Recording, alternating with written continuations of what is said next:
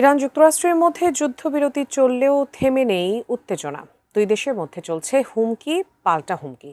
এমন উত্তেজনার মাঝেই এবার ইরানকে অবরোধের হুমকি দিয়েছেন মার্কিন প্রতিরক্ষামন্ত্রী পিট হেগসেথ। এমন হুমকির পর পাল্টা জবাব দিয়েছে তেহরান। সেই সঙ্গে জানিয়ে দিয়েছে কেন ইরানকে অবরুদ্ধ করা সম্ভব নয়। আরও জানাচ্ছেন সাদিয়া সিদ্দিকা।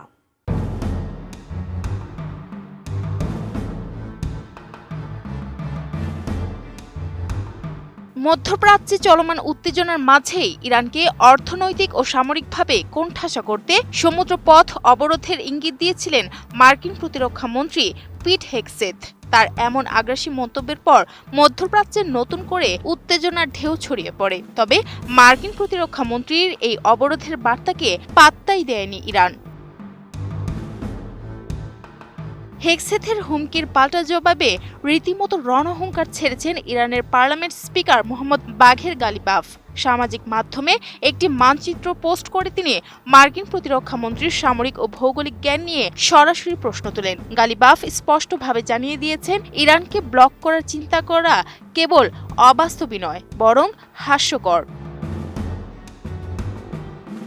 আমি বুঝি নির্মাণের শিল্প, সালাম স্টিল বোঝে ডিউরেবিলিটি। সালাম স্টিল, মোস্ট ডিউরেবল স্টিল। হেগসেথকে সরাসরি বিদ্রূপ করে গালিবাফ আরও বলেন, মনে হচ্ছে মার্কিন প্রতিরক্ষা মন্ত্রীর ভূগোলে একটু দুর্বলতা আছে। ইরান কোনো বিচ্ছিন্ন দ্বীপ দেশ নয় যে চাইলেই তাকে চারপাশ থেকে জলপথে ঘিরে ফেলা যাবে। গালিবাফের এই মন্তব্য ওয়াশিংটনের নীতি নির্ধারকদের জন্য এক বড় ধরনের মানসিক ধাক্কা হিসেবে দেখছেন সামরিক বিশ্লেষকরা। তিনি আরও মনে করিয়ে দেন যে ইরানের বিশাল উপকূল রেখা এবং আঞ্চলিক প্রভাব সম্পর্কে ন্যূনতম ধারণা থাকলে হেগসেথ এমন বালখিল্য মন্তব্য করতেন না।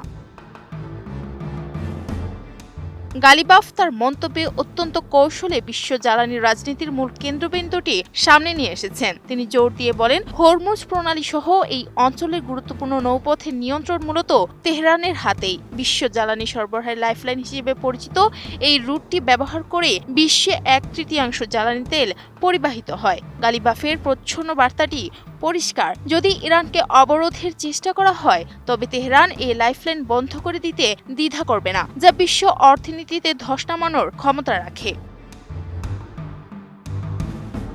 রাজনৈতিক বিশ্লেষকদের মতে, ট্রাম্প প্রশাসনের আসন্ন কর্মকর্তাদের কট্টর ইরান বিরোধী অবস্থানের বিপরীতে তেহরান আগে ভাগে তাদের কঠোর মনোভাব জানান দিচ্ছে। মোহাম্মদ বাঘের গালিবাফের এই মন্তব্য কেবল হেগসেথকে ব্যক্তিগত আক্রমণ নয়, বরং ওয়াশিংটনকে দেওয়া একটি শক্তিশালী বার্তা, যা যে কোনো আগ্রাসী পদক্ষেপের জবাব দিতে তেহরান সামরিক ও কৌশলগতভাবে শতভাগ প্রস্তুত।